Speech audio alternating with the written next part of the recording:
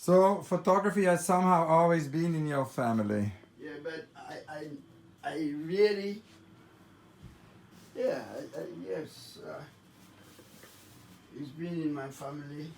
My mother's big brother Yeah, uh, was a photographer. was a photographer, yes. Yeah. And his cousin, his own cousin, was another photographer. You know, and then I found two other cousins. Yeah. You know, one was the one who trained me, the one from whom I learned. He was established, I think, before I was born, or maybe just about the time I was born. So I knew him, and I think at one time I said I would like to learn photography. Yeah. But I didn't pursue it. But when I went to school, I think I was a very strict in class. As a pupil. Yes. And people said, you have to be a policeman. When you finish, you should be a policeman. You know, and somehow I added photography to police. Yeah. Because I saw somebody I knew who was the police photographer. Yeah, you said once in an interview with Francis Hodgson that the first photographers you remember were the police photographers. This man was particular, but he wasn't the first photographer I remember, because my uncle was taking photographs in the house. Yeah. So I knew my uncle and I knew this cousin already. Yeah. But this man used to live around us, but he was a police photographer. And anytime there was an accident, he would come and more or less have a domain over the area, stopping the A traffic. bit like VG. You know VG? No. There is this American photographer VG, Yes. and whenever there was an accident or a crime scene, he would go and make photos with the police. And he would stop, you know, the photographer, and you will see he will put this camera here, go and do that, and, you know, that's how I combined the photography with the police. That's where the police or photography came in.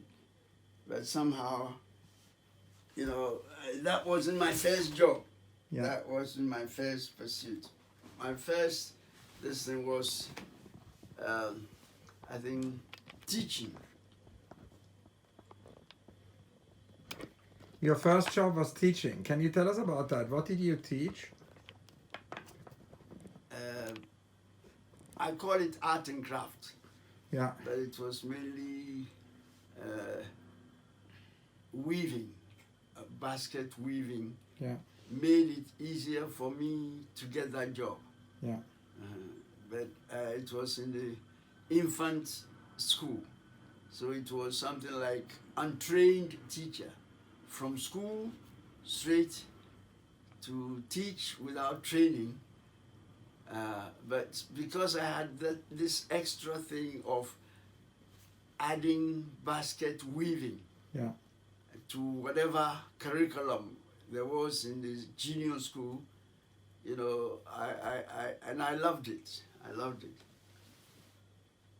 And it's interesting also because your mother's older brother, William Ankra was a well-known photographer. He traveled all over Ghana, no?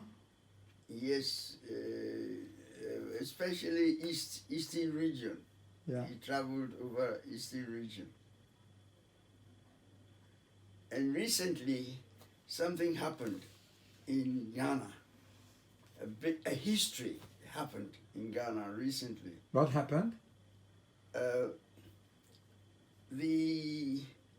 There was a celebration of the 75th anniversary of the death of a paramount chief.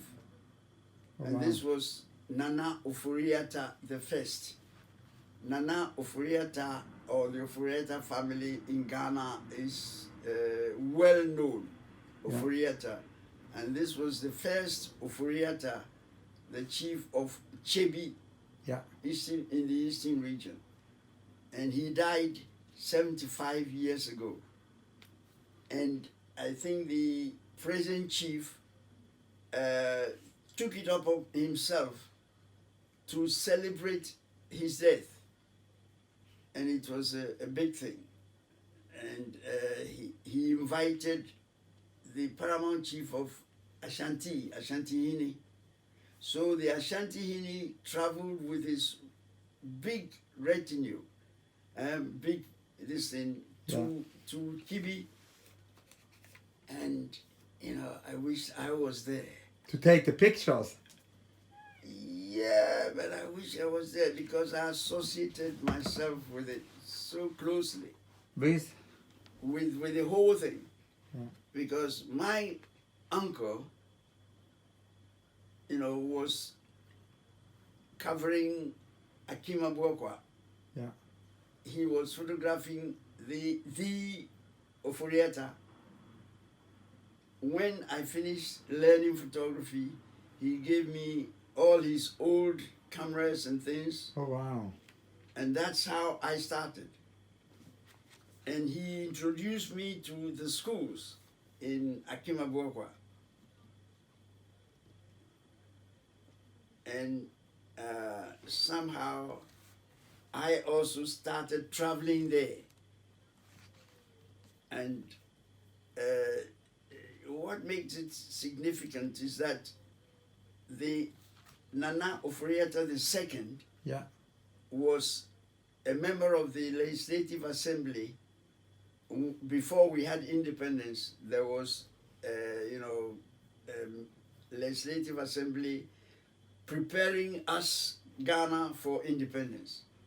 And he was a member. Mm-hmm. And we fell in, love then.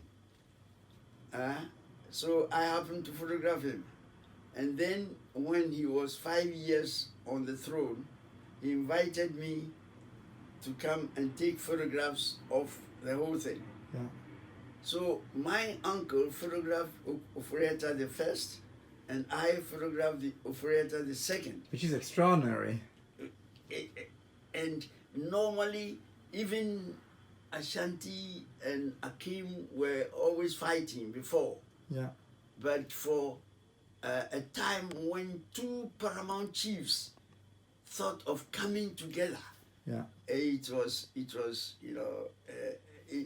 a big example for all the other chiefs, and something that hasn't happened before. Normally there were wars, and all the histories that we learned from the British or from, is about tribal wars.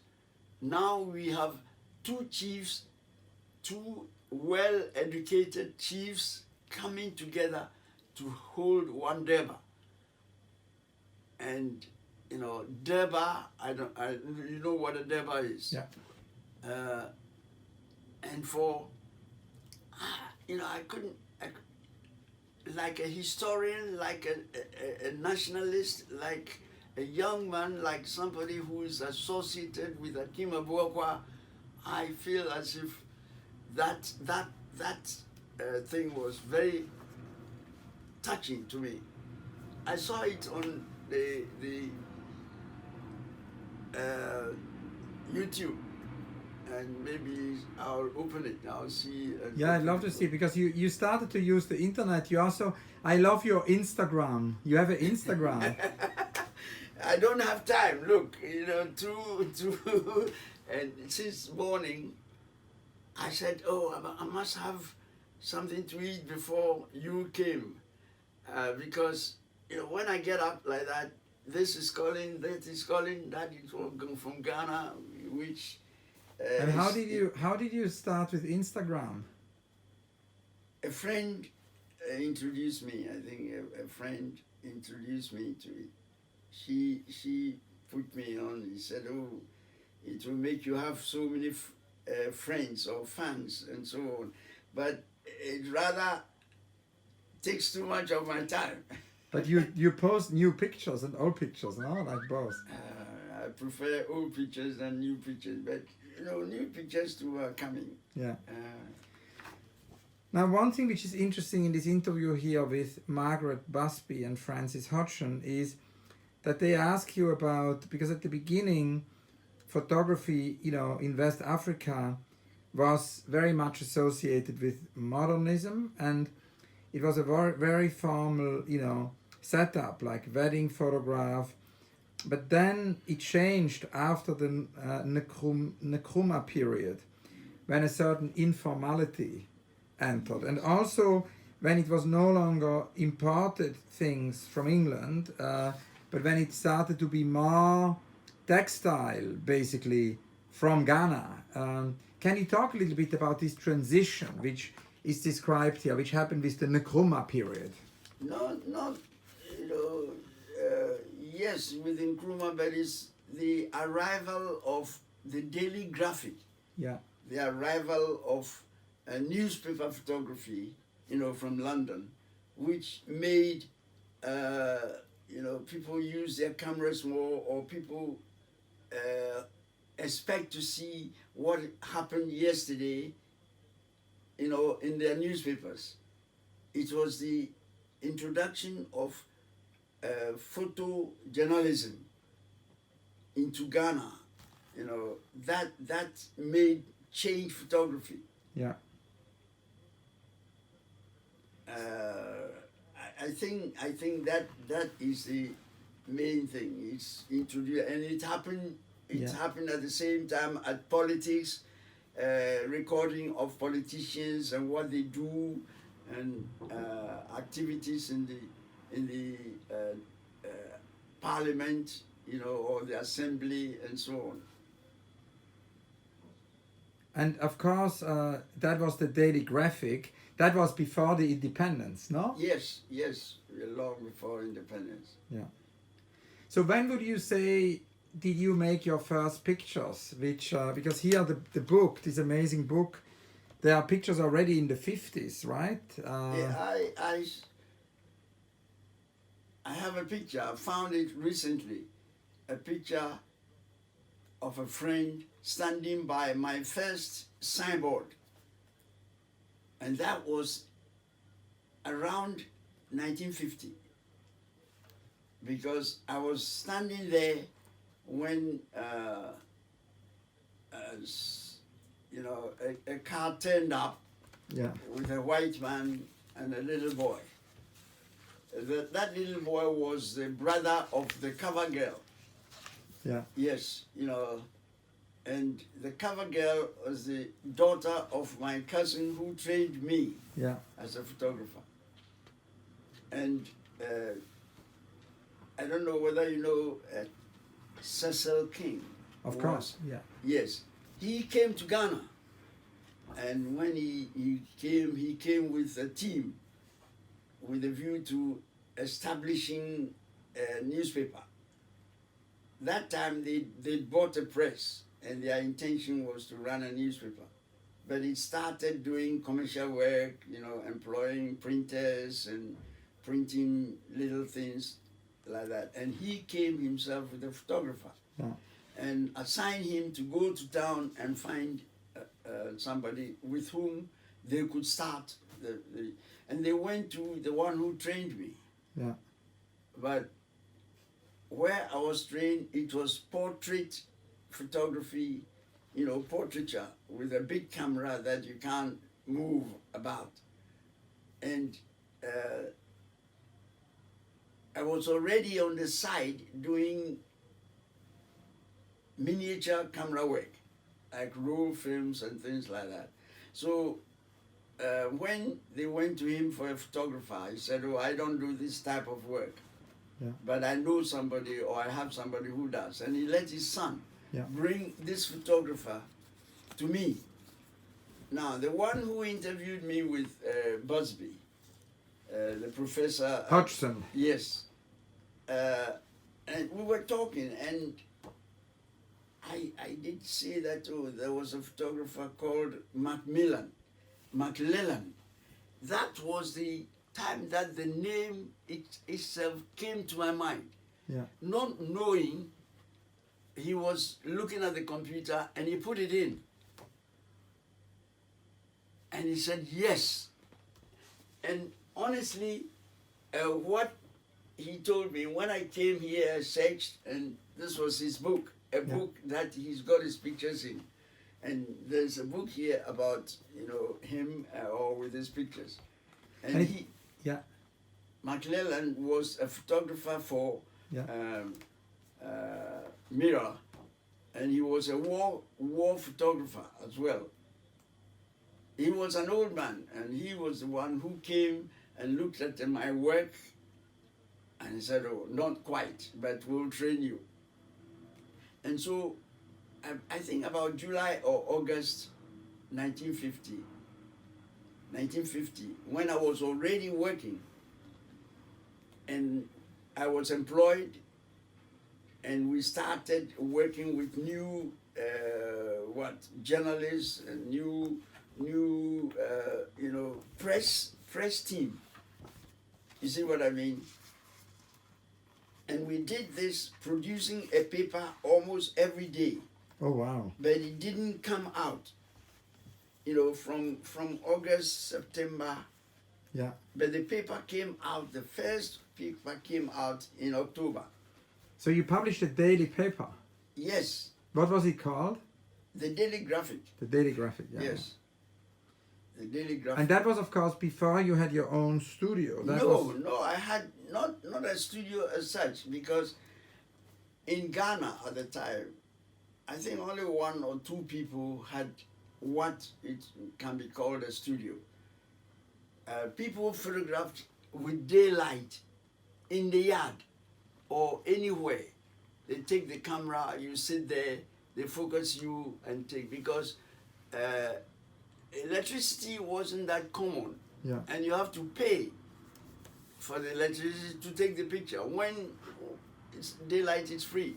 So where I studied, we never used electricity. So you used daylight? Daylight. Yeah. I started, there are examples of my first pictures using my uncle's backdrop.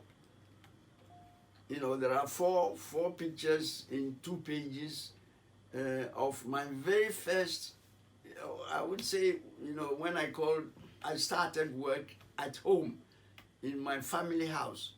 But when anybody came, I took him outside and hung the backdrop, and he or she will sit there and I'll take. So if the wind blew, it was when people were passing, they could watch me working. Later they made a street. Now they've made a street there, but before there was no street. And there was also a lot of boxing in the early pictures. What's the connection? What's the connection to boxing at the time? Because you seem to be interested. Oh, they were my friends. Yeah. You know, even when I came here in '59, I went to Peckham. Yeah. Peckham last Friday. To the boxers? No, there was a program for film festival. Yeah. The festival is still on, you know, but the opening was Friday. And I went there because when I first landed in England, I lived in Peckham. In Peckham, yeah. Yes. And I haven't been there since 1960. So you went last week? Yes. And when I lived in Peckham, I moved to live with boxers. Yeah. In Clapham Junction, you see. So I thought I'll go to this place and go around and see the changes that have taken place from 1960. Mm. But when I went alone, I couldn't stand it. I couldn't, you know, and I couldn't wait till 7:30 for the film, which would last 2 or 3 hours. And I couldn't go to find the house where I lived, which was my main intention, because I was alone and I couldn't do it. So I returned. And when did you meet Kwame Nkrumah for the first time? Because you have early pictures of Kwame Nkrumah in '52. There is a picture here. Of him kicking football before the start of a match. And that was, you know, when before I opened my studio in '53, I had a small place that, you know, from where I worked as a newspaper photographer and did all sorts of things. And I've got a picture of him when he was released from the day he was released from the prison. That was before the kickoff. So maybe even though we knew him, you know, when he came from England and the meetings and so on, but I first, you know, photographed him. I first photographed him when the day he was released. And you knew already then that he was somehow going to become a historic figure. Was that clear? Or? No, he was imprisoned. Yeah. You know, he came as the Secretary General of Dankwa's party. So that time alone, you know, right from that time, he was already popular. You know, and young people, you know, he focused on the young people. So the young people all liked him. And that was the first time I photographed him. And I liked his ideals and just followed. But one thing was I didn't do it politically as, you know, a fanatic about CPP or this or that. I photographed people at the assembly, members of the assembly. In fact, I photographed all of them, and I got to know all of them. Yeah. You see, that's where I met the Ofuriata number 2, and he invited me to his house. Mm. You see, and I also photographed the Talina, one of the chiefs. I photographed all the delegation from the northern part of Ghana. But Talina became my friend, and I photographed him in his house in Tamale, which is another. So I could go to Dr. Dankwa. You know Dr. Dankwa. I photographed him at the assembly. I photographed him in his house. These are the things for which I feel very proud. I didn't become fanatic as a party man or this or that, and so I could go to anybody I wanted. And can you tell me about the beginning of your studio? Because in '53 you opened your studio, and the studio was called Ever Young. It's such a good name for a studio. I love the word ever. It's one of my favorite words. How did you find the name of your studio? The name, the idea had been there already. And also, even before I went to, I had that studio. Yeah. Where I was in 1950, I had the sign, Ever Young. Where does it come from? It came from a story from an extract that we did at school. Yeah. For English comprehension. Yeah. You know, where you are given an extract to read, Yeah. or you listen to a story twice or 3 times, and then you have questions,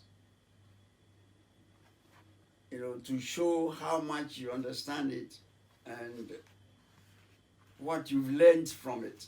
Yeah. And the story was, I do not grow, I do not grow.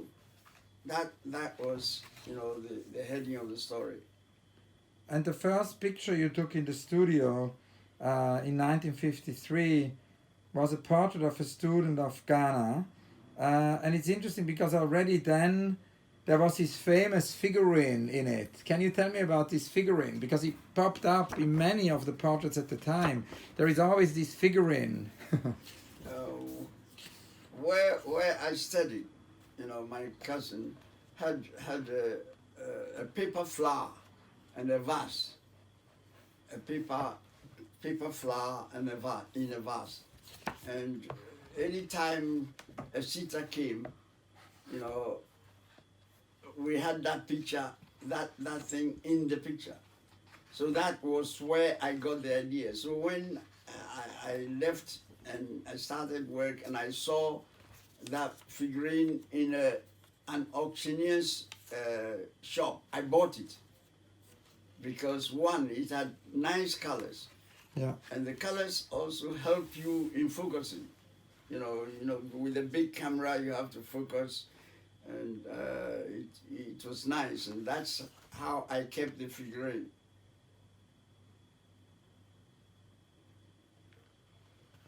And the textile play a big role because it's interesting. As for textile, that's the Ghanaian identity in a way, even West Africa.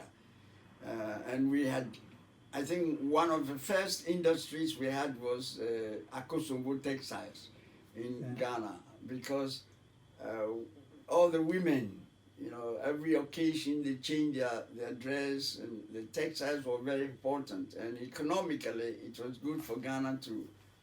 And so, you know, that's something that identified Ghanaians and their lives. And your mother was a trader of textiles, right? My model. Your mother. Not your father, but your mother. My mother. Yeah. My mother's, you know, sold textiles and what head gear, no, head kerchiefs, eh? You know, the women tie something on their heads. Yeah. And sometimes it goes with the textile, and that's what she was selling. She bought them from the shops, you know, and went about. Even she also went to Akimabuakwa to sell. And there is always a flaw on these pictures, which is kind of interesting. There is a kind of a flaw with a pattern. It's not only the ornament of the clothes, the flower has also an ornament. What about, where did that come from? When you have your studio, you have to, you know, it's like a form of a room or a hall. And that's the pattern of linoleum or carpet that I bought to start with. Because I made something like a stage. Yeah. About a yard, no, not a yard, about a foot or so off the ground, so that when a sitter comes, he or she climbs onto it.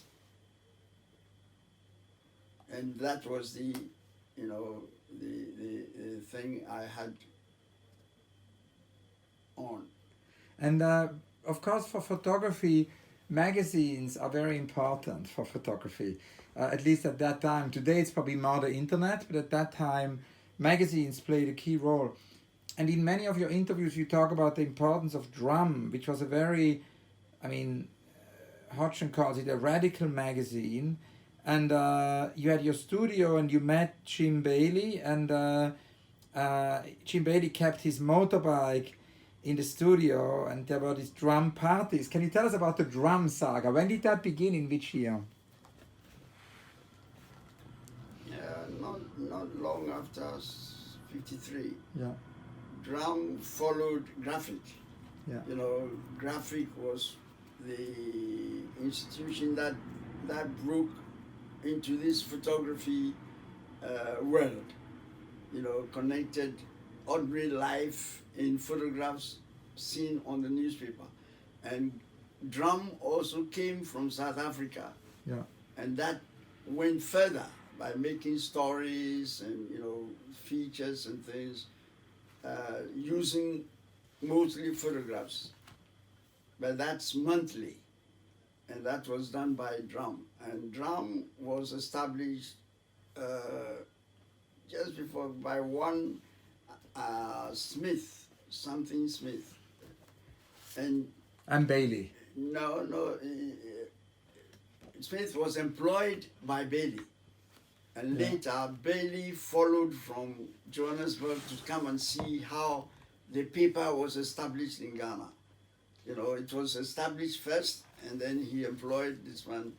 You know, I mean, he came to see how it was going, and he was introduced to me in my studio. Jim Bailey was introduced to me in my studio, and we became friends, and the rest became history.